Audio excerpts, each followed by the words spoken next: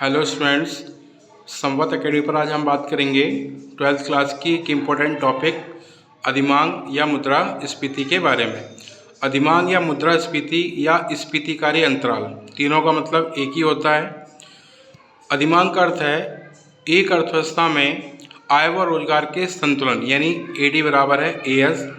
संतुलन स्तर के पश्चात यदि समग्र मांग यानी एडी समग्र पूर्ति यानी एएस से अधिक हो जाए तो ऐसी स्थिति में बनने वाला अंतराल यानी मांग और पूर्ति के बीच बनने वाला अंतराल अधिमांग या स्फीतिक अंतराल कहलाता है।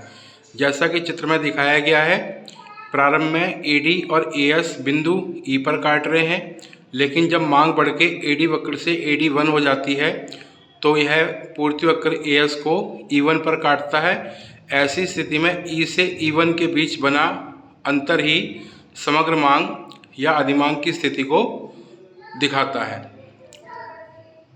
एक अर्थव्यवस्था में अधिमांग की स्थिति होने के कारण क्या होते हैं, यानी मांग पूर्ति से अधिक हो, इसके कारण क्या है। पहला कारण है निजी उपभोग व्यय में वृद्धि, दूसरा कारण है निवेश व्यय में वृद्धि, तीसरा कारण है सरकारी व्यय में वृद्धि और चौथा है निर्यात में वृद्धि। इन सभी में वृद्धि होने के कारण से वस्तुओं की मांग प्राय बढ़ जाती है, जिसके कारण से मांग पूर्ति की अपेक्षा अधिक हो जाती है और अर्थव्यवस्था में अधिमांग या मुद्रास्फीति जैसी स्थिति आ जाती है। अगला पॉइंट है कि अधिमांग के परिणाम क्या हैं। अधिमांग होने पर इसके निम्न परिणाम देखने को मिलते हैं अर्थव्यवस्था में। पहला, स्फीतिक अंतराल, यानी कि वस्तुओं की जो कीमतें हैं उनमें वृद्धि देखने को मिलती है। सेकंड, स्थिर जीडीपी, क्योंकि उत्पादन में वृद्धि संभव नहीं है, क्योंकि पहले से संसाधनों का पूर्ण उपयोग हो रहा होता है, अतः जीडीपी जो है वो स्थिर रहता है। इसका अर्थ हुआ कि पूर्ति में कोई परिवर्तन नहीं होता। तीसरा है मजदूरी कीमत जाल। मजदूरी कीमत जाल के अंतर्गत दोनों में ही वृद्धि होती है। एक तरफ कीमतों में वृद्धि होती है, वहीं दूसरी ओर मजदूरी में भी वृद्धि होती है। और फोर्थ है लाभ की हानि। अधिमांग की स्थिति में उत्पादक पूर्ति को बढ़ा नहीं सकते, क्योंकि संसाधनों का पहले से ही पूर्ण उपयोग हो रहा है, तो पूर्ति बढ़ाना संभव नहीं है। ऐसी स्थिति में मांग के अधिक होने पर भी उत्पादक पूर्ति बढ़ा करके अपने लाभ को ज़्यादा नहीं कमा सकते।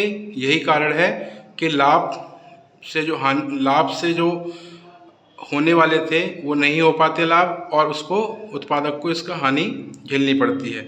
तो अधिमांग क्या है, अधिमांग होने के कारण क्या हैं और अधिमांग के परिणाम क्या हैं, ये 3 टॉपिक हमने पढ़े। काफ़ी इम्पोर्टेंट टॉपिक है और एग्ज़ाम में आप लोगों से लगातार पूछा जाता है, तो आप लोग इसको बहुत अच्छे से स्टडी करें। वीडियो को 2 से 3 बार आप लोग वॉच करें ताकि आप इसको बेहतर तरीके से समझ सकें और आप लोग इसको सेल्फ आंसर राइटिंग करके भी देखें।